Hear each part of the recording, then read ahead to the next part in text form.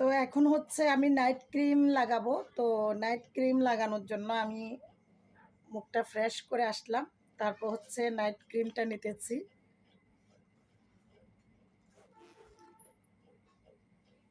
তো night cream লাগানোর main কারণ হচ্ছে নাইট ক্রিম লাগানোর আগে মুখটা ভালোভাবে সাবান অথবা ফেস ওয়াশ দিয়ে ধুয়ে ফেলতে হবে। তারপর হচ্ছে এইভাবে